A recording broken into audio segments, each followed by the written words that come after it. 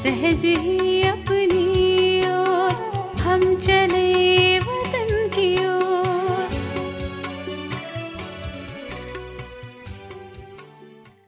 ஓம் சாந்தி. 24/5/1977 அவ்யக்த பாப்தாதா, மதுபன். தந்தையின் நேரடி குழந்தைகள்தான் இரட்டை பூஜைக்கு உரியவர்களாக ஆகிறார்கள். பாப்தாதா ஒவ்வொரு குழந்தையின் பாக்கியத்தை பார்த்து மகிழ்ச்சி அடைந்து கொண்டிருக்கிறார். முழு உலகத்திற்குள் கோடியில் சிலர் என்று வர்ணிக்கப்பட்ட ஆத்மாக்கள் யார் தந்தையை அடைந்துள்ளார்களோ அவர்கள் எவ்வளவு குறைந்த எண்ணிக்கையில் இருக்கிறார்கள். தெரிந்து கொள்ள மட்டும் இல்லை, ஆனால் தெரிவதின் கூடவே யாரை அடைய வேண்டுமோ அவரை அடைந்தாகிவிட்டது. அந்த மாதிரி தந்தையின் மிக அன்பிற்குரிய சகயோகி குழந்தைகளின் பாக்கியத்தை பார்த்து கொண்டிருந்தோம். பொதுவாக அனைத்து ஆத்மாக்களும் குழந்தைகள்தான். ஆனால் ஆத்மாக்கள் நீங்கள் நேரடி குழந்தைகள் ஆவீர்கள். நீங்கள் சிவவம்சி பிரம்மா குமார் மற்றும் குமாரிகள் ஆவீர்கள். முழு உலகத்திலும் மற்ற ஆத்மாக்கள்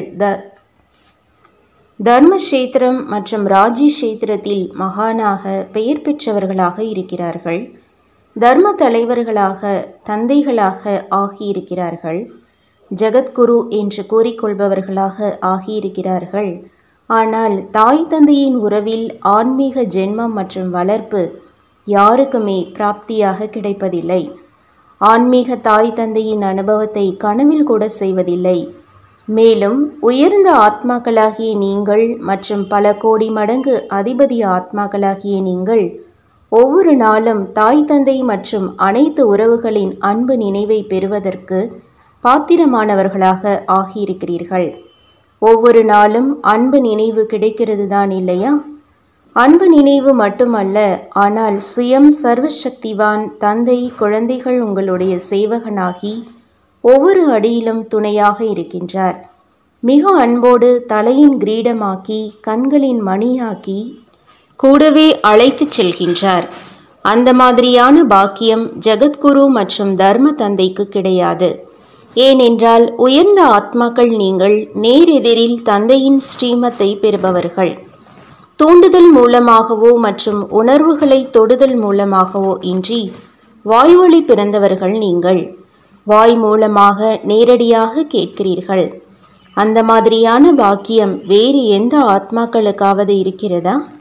பெரும்பான்மையான ஏழை பாரதவாசிகள் மற்றும் கள்ளம் கபடமற்ற ஆத்மாக்களுக்கு தான் இருக்கிறது. யார் நாம் எப்பொழுதாவது தந்தையை சந்திக்க முடியுமா என்ற நம்பிக்கை இல்லாதவர்களாக இருந்தார்களோ, இந்த மாதிரியான உயர்ந்த பாக்கியம் அந்த மாதிரி நம்பிக்கை இழந்தவர்களுக்கு தான் கிடைத்திருக்கிறது. எப்பொழுது நம்பிக்கை இழந்து யாரோ நம்பிக்கைக்குரியவர் ஆகிறார் மற்றும் அசம்பவம் சம்பவமாகிறது என்றால் எவ்வளவு குஷி மற்றும் போதை ஏற்படுகிறது. அந்த மாதிரியான தன்னுடைய பாக்கியம் எப்பொழுதும் நினைவில் இருக்கிறதா? முழு நாடகத்தினுள் மற்ற தர்மத்தின் ஆத்மாக்களை பாருங்கள் மற்றும் தன்னை பார்த்தீர்கள் என்றால் மிகப்பெரிய வேற்றுமை இருக்கும். முதல் விஷயமாக நீங்கள் நேரடி குழந்தைகள் என்று கூறினோம். தாய் தந்தை மற்றும் அனைத்து உறவுகளின் சுகத்தை அனுபவம் செய்பவர்கள். நேரடி குழந்தை ஆன காரணத்தால் உலக ராஜ்யத்தின் ஆஸ்தி சுலபமாகவே பிராப்தியாகிவிடுகிறது. படைப்பின் தொடக்க காலம் சத்யுகம், அதாவது சொர்க்கத்தின் சதோபிரதான சம்பூர்ண பிராப்தி ஆத்மாக்களாகிய உங்களுக்கு தான் ஆகின்றது. மேலும் அனைத்து ஆத்மாக்களும் வருவதே மத்திய காலத்தில்தான். உயர்ந்த ஆத்மாக்கள் உங்களால் அனுபவிக்கப்பட்ட சுகம் மற்றும் ராஜ்யத்தை ரஜோ பிரதான ரூபத்தில் பிராப்தி செய்கிறார்கள். எப்படி ஆத்மாக்களாகிய உங்களுக்கு தர்மம் மற்றும் ராஜ்யம் இரண்டுமே பிராப்தியாகிறது, ஆனால் மற்ற ஆத்மாக்களுக்கு தர்மம் இருக்கிறது என்றால் ராஜ்யம் இல்லை, ராஜ்யம் இருக்கிறது என்றால் தர்மம் இல்லை. ஏனென்றால் துவாபர யுகத்திலிருந்து தர்மம் மற்றும் ராஜ்யம் இரண்டின் தண்டு வேறு வேறாக ஆகிவிடுகிறது. அதனுடைய அடையாளமாக முழு நாடகத்தினுள் இரட்டை கிரீடம் அணிந்தவர்கள் நீங்கள் மட்டும்தான். வேறு யாரையாவது பார்த்திருக்கிறீர்களா? இன்னும் விசேஷங்கள் இருக்கின்றன. சம்பூர்ண பிராப்தி என்றால் உடல், மனம், செல்வம், உறவு மற்றும் இயற்கையின் அனைத்து சுகம், எதில் பிராப்தியில்லாத பொருள் ஒன்றும் இல்லை, துக்கத்தின் பெயர் அடையாளமே இல்லை. அந்த மாதிரி உயர்ந்த பிராப்தி வேறு எந்த ஆத்மாவுக்கும் பிராப்தியாக கிடைப்பதில்லை.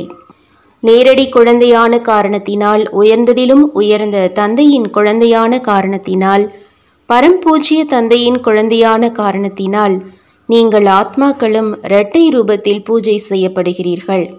ஒன்று சாலிகிராமத்தின் ரூபத்தில், இன்னொன்று தேவி மற்றும் தேவதையின் ரூபத்தில் நடக்கிறது. அந்த மாதிரி விதிபூர்வமான பூஜை தர்ம தந்தை மற்றும் எந்த ஒரு பெயர் புகழ்பெற்ற ஆத்மாவுக்கும் நடப்பதில்லை. என்ன காரணம்? ஏனென்றால் நீங்கள் நேரடி வம்சாவளிகள் ஆவீர்கள்.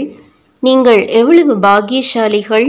சுயம் பகவான் உங்களுடைய பாக்கியத்தை உருவாக்கி கொண்டிருக்கிறார் என்று புரிந்து கொண்டீர்களா? எனவே எப்பொழுதும் தன்னுடைய அந்த மாதிரியான பாக்கியத்தை நினைவில் வையுங்கள்.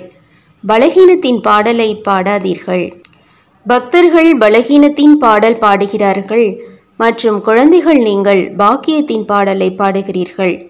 எனவே நான் பக்தனா அல்லது குழந்தையா என்று உங்களை நீங்களே கேளுங்கள். தன்னுடைய உயர்ந்த பாக்கியத்தை புரிந்து கொண்டீர்களா? நல்லது.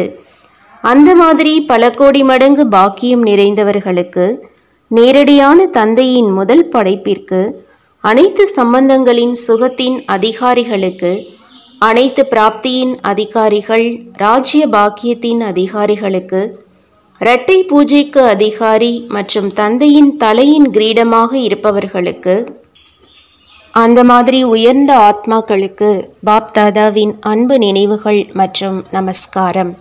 வரதானம்: ஒருவரின் பலம் மற்றும் ஒருவர் மேல் உள்ள நம்பிக்கையின் ஆதாரத்தினால் வெற்றியை அடையக்கூடிய மாஸ்டர் சர்வசக்திவான் ஆகுங்கள்.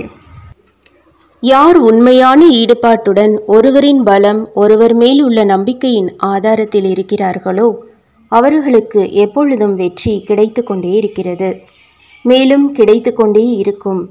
ஏனென்றால் உண்மையான ஈடுபாடு தடைகளை சுலபமாகவே முடித்துவிடும். எங்கே அனைத்து சக்திகள் நிறைந்த தந்தையின் துணை இருக்கின்றதோ, அவர் மேல் முழுமையான நம்பிக்கை இருக்கின்றதோ, அங்கே சிறு சிறு விஷயங்கள் அவையாகவே தானாகவே ஒன்றுமே இல்லை என்பது போல் முடிவடைந்துவிடும். அசம்பவமும் சம்பவமாகிவிடும். வெண்ணெயிலிருந்து முடியை எடுப்பது போல் அனைத்து விஷயங்களும் வெற்றியாகிவிடும். அப்படி தன்னை மாஸ்டர் சர்வசக்திவான் என்று புரிந்து வெற்றி சுரூபமானவராக ஆகிக்கொண்டே இருங்கள். ஸ்லோகன்: கண்களில் தூய்மையின் பொலிவு மற்றும் முகம் மூலம் தூய்மையின் புன்முறுவல் இருக்கட்டும். இதுதான் உயர்ந்த पर्सनालिटी ஆகும். ओम शांति। तुम बच्चों को तो सर्विस करनी है, जो बाबा कहते हैं सबको ये बताओ कि देखो तुम्हारा एम एंड ऑब्जेक्ट ये है, एक गीता है बढ़िया, ये राजयोग है ना बच्चे। कैसे है राजयोग? बिल्कुल सहज है कि बाप को याद करो तो ये वैसा मिलेगा तुमको। ओम शांति।